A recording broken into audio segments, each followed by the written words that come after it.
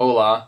I wanted to share a few thoughts and things today. I was having a conversation with someone the other day, and we are talking about fear and how fear holds people back so much from doing a lot of stuff. If you knew me in high school, I was not the best student. I was failing.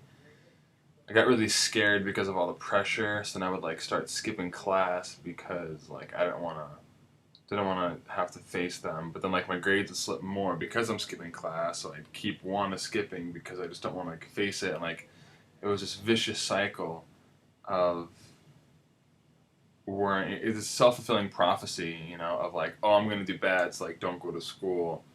And so because I'm not at school, I'm doing bad. So I just keep reassuring myself that I'm not gonna do well.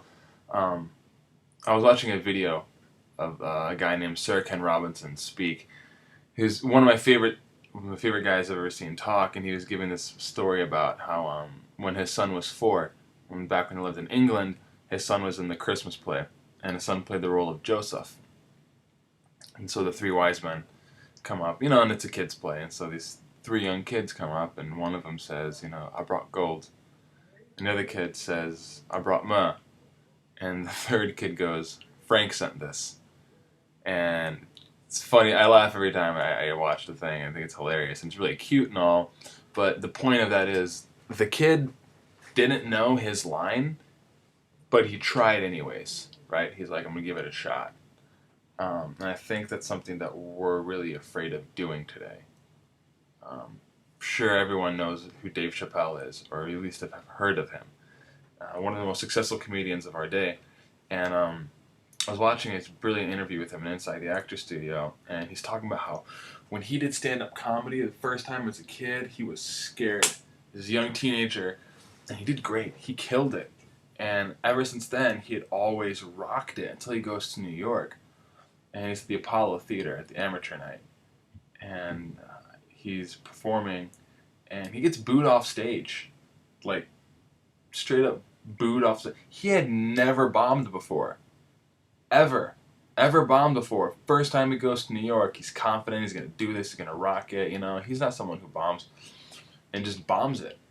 And he gets done and he's like, well, the crowd booed, they're booing, but I'm here, my mom's here, my friends are still here, I'm alive.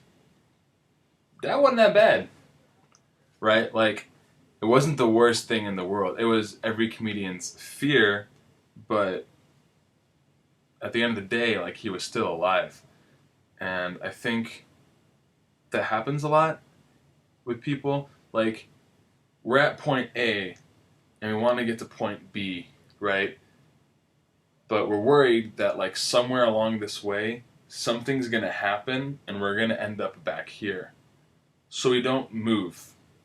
And because we don't move, we stay where we started, thus ensuring our own failure or our own sense of not going anywhere.